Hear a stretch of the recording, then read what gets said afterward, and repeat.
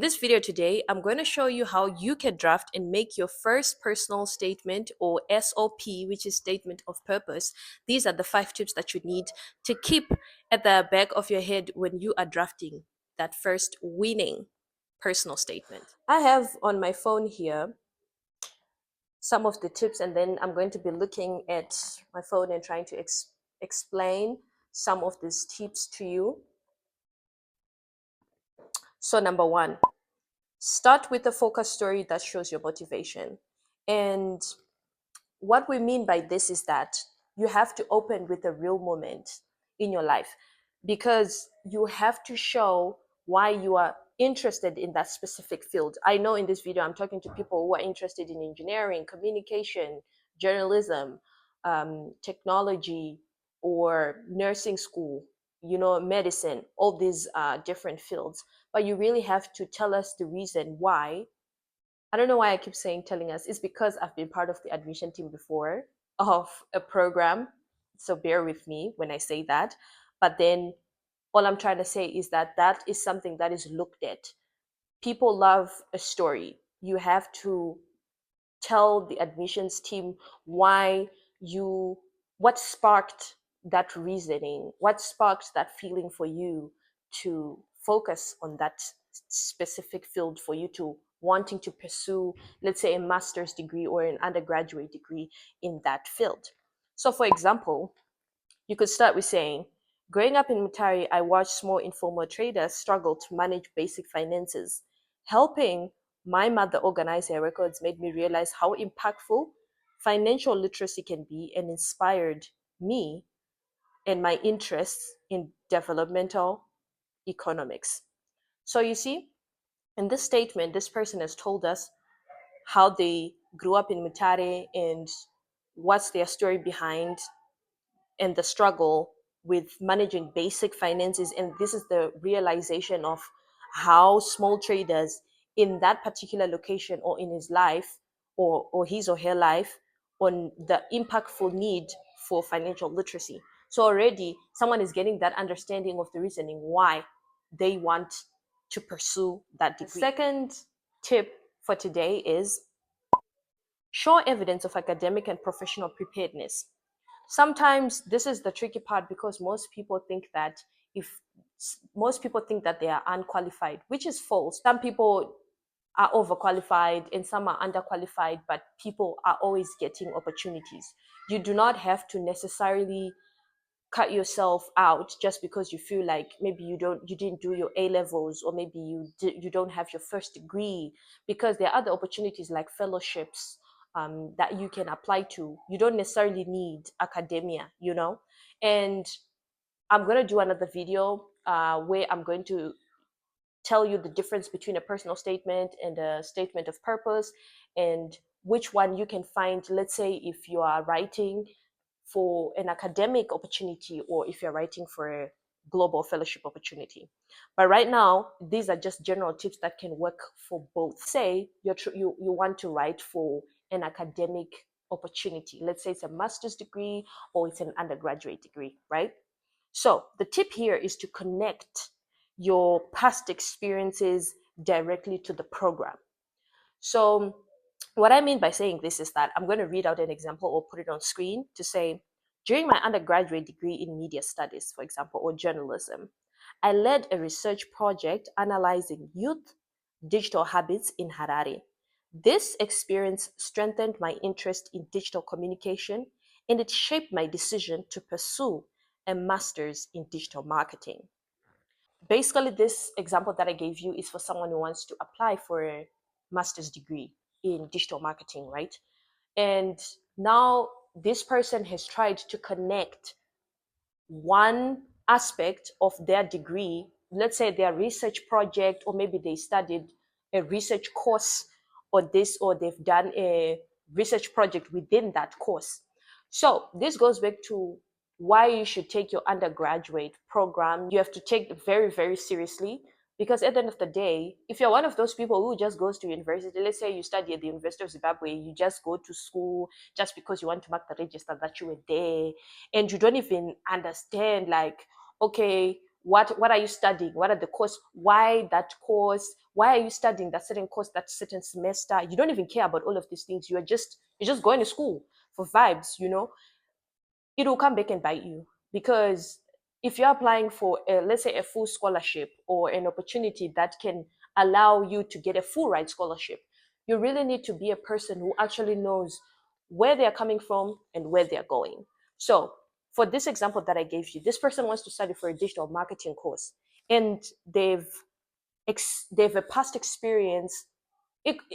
And sometimes it does not necessarily mean that this experience has to be the exact experience to get into the exact degree. This is where the technique of storytelling comes in, where you're supposed to tell your story, to to market yourself, to put your point across to the admissions team when they read, to say, look here, I've done a research course about youth digital hubs and uh, lack of digital literacy skills amongst young people in Bari or in Harare, right? And you go with a specific community, let's say in Bari or Heathcliff or one of the marginalized areas in your area or within your community per se, and also be very specific. Let's say you're focusing on that. You can remember because now you have evidence to back it up. Hey, look here, I've done this course and I've done a project on this, and it has made me realize that the young people in Zimbabwe lack digital literacy skills. So that's the reason why I want to study this master's degree at your university, because it's going to propel my skills to do better, so that I'm able to positively impact my community when I return back into my home country. Something like that. So you see, I've connected what I've done in my past degree into the degree that I want to apply to, so that they know where I'm coming from and where I'm going. See? Tip number 3 is to show you have to highlight your leadership in community work. This is tip number 3. So I'm going to read out the example and then we're going to talk about it. So, demonstrate how you have contributed or made a difference. That's the best tip we could give right now. So, an example for you is this. As a volunteer with the local Girls Empowerment Club, I designed workshops that reached 120 students. This experience deepened my commitment to gender inclusion and shaped my desire to study gender and development. So let's say you want to study gender and development, maybe at master's or at undergrad, right? The emphasis that I want to put across right now is volunteerism, volunteering, or being a volunteer.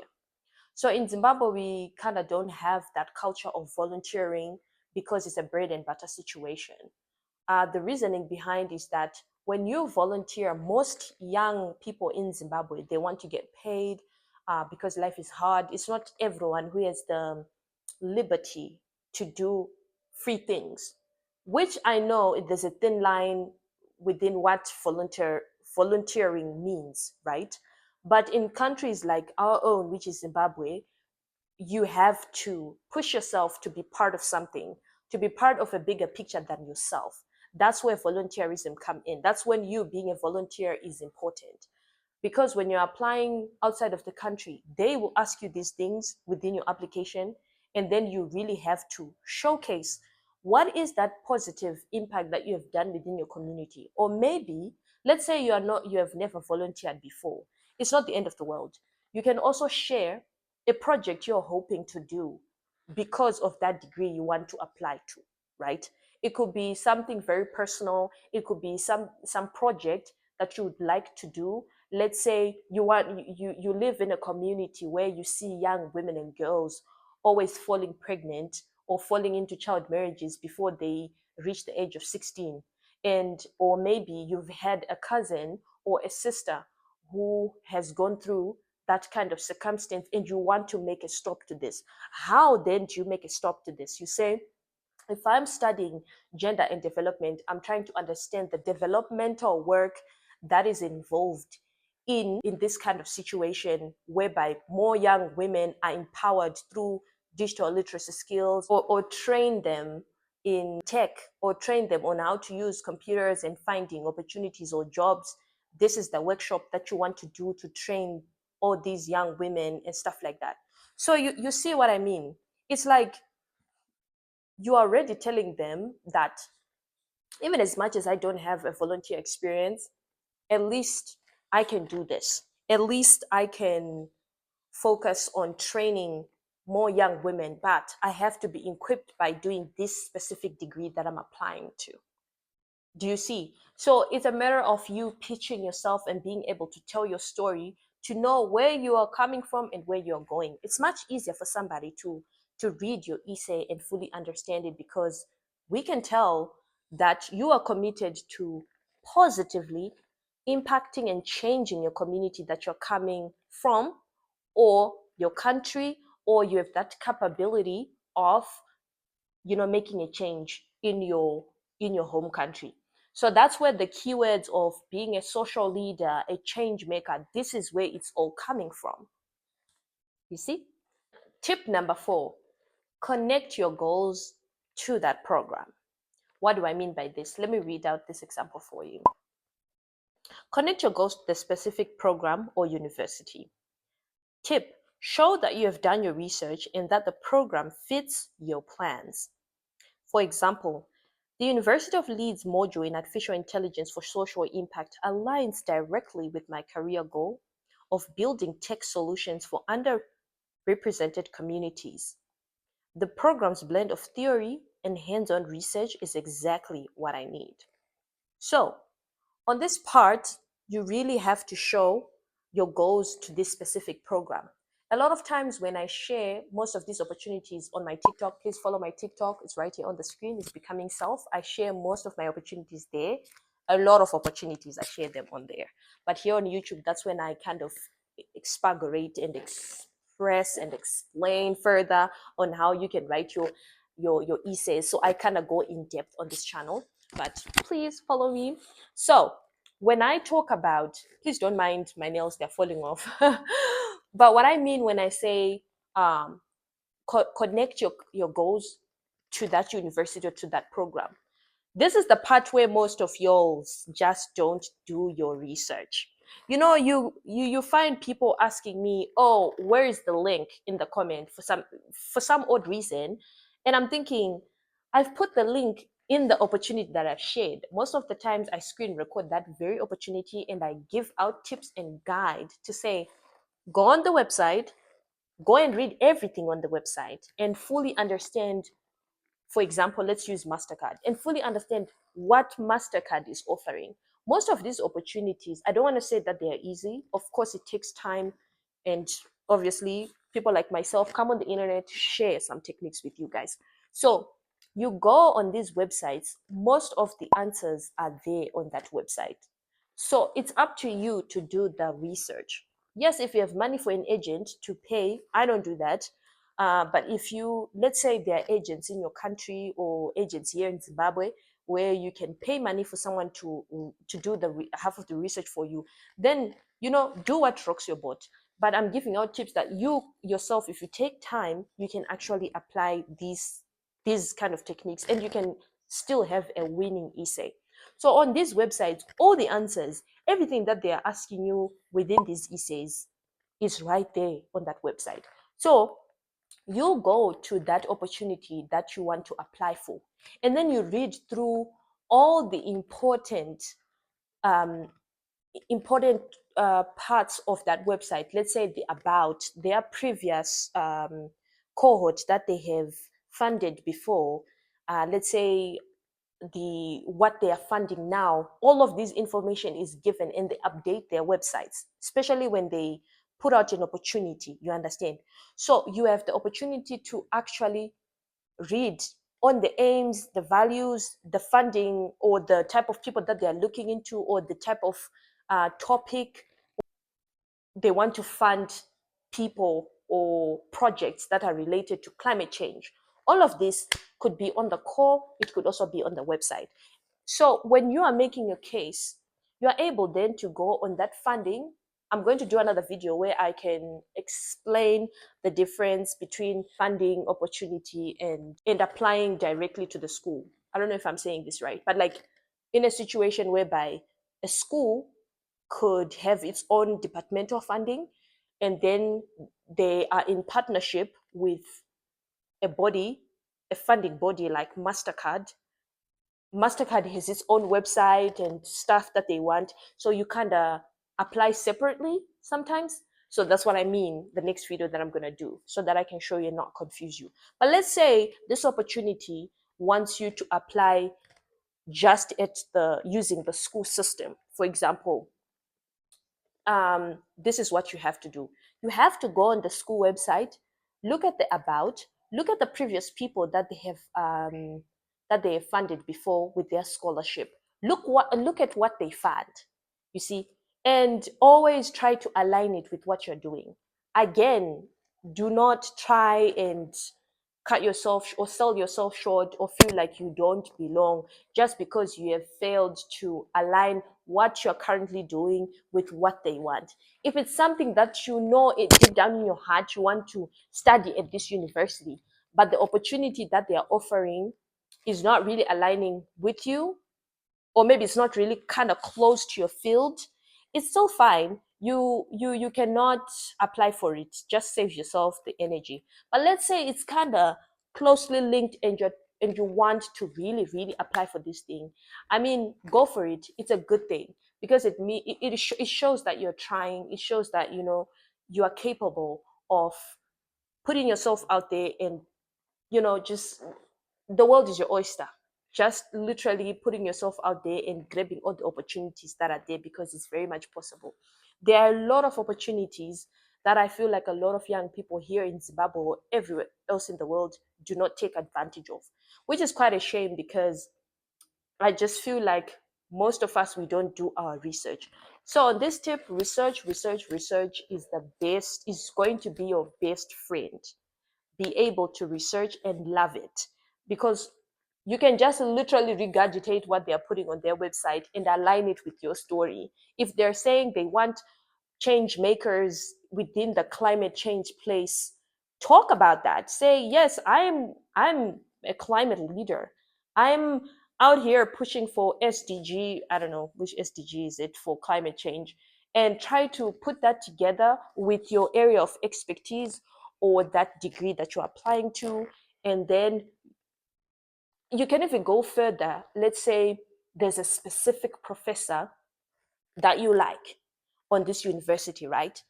You then go to that specific professor. Most professors, they put their publications on the website. You can go there and actually quote one of their publication if it's speaking to you. Then use that in your personal statement to say, look here, Professor dot dot dot dot has been doing this research, and it's really aligning with what I'm doing. And I think that if I'm under his supervision, I'm going to acquire the knowledge that I need and the skill set that I need to change this certain problem in my community, this problem or this social issue back home in my community. Do you see what I mean? So it's something that you have to do at a personal level because you really want this opportunity. I can only say so much, but this is the perfect tip that I can give you. So now that you're here to your final fifth tip of this video, the tip goes like this: write clearly, edit ruthlessly, and keep it authentic. Simple, honest writing is more powerful than pretentious wording. Basically, what we mean right here is keep it simple, stupid. Kiss.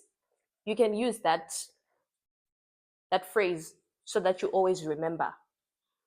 Don't use the flowery language. For example, what I mean by flowery language.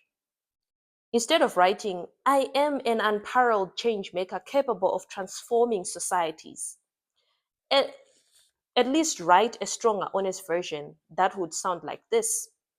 I am committed to contributing to social impact work by building practical community-driven solutions. When you write something that is very simple and straightforward, just try to use the most simple words, simple language. It's much easier for the other person to read. It's much easier for the other person to understand, because big languages, big words that you want to use in there won't help you much. It will actually make your essay reading to be very difficult. And a bonus tip that I will give before I leave you guys: use AI wisely, because now people have a tendency of just copying and pasting, and they get regret, or AI is dictated on their applications and stuff like that. Yes, it's true. We cannot deny the fact that AI is here and AI is here to stay. But using AI as your assistant is the best way you can actually use AI, especially when you're drafting your personal statements or your SOP, all of this good stuff. Be that person who is able to write their own story and use AI to assist you in ways that can help you align your storytelling. Or maybe if you're unsure of something, you can use AI, not to copy paste to say AI should draft your whole personal statement. Admission team can actually read through that, and you are decreasing your chances of winning that scholarship or that opportunity. You understand? So it's best that you use AI in a good way and let AI assist you, instead of using AI to fully write your personal statement. So, without wasting much of your time, you guys, thank you so much if you've listened through till the end of this video. You're a trooper, you're a real one. Welcome to the Rage Gang.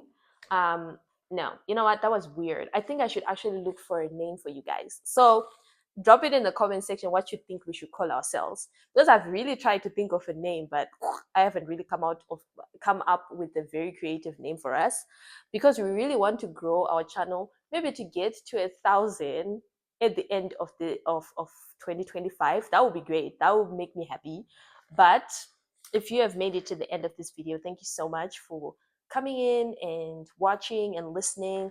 Drop all your comments on what you need help with, what you need clarification, or give us tips that you think also works. And let's keep the conversation going and help each other, right? Because we really want to win these things. I am Rach. You can follow me on my TikTok, which is Becoming Self, or on LinkedIn, which is Rachel Quinona, which I will just put it on the screen right here. And then comment, like, share, and subscribe, you guys. The subscription button is not expensive or hot to press. I'm watching you. Subscribe right now. I am watching you. See you guys in my next one.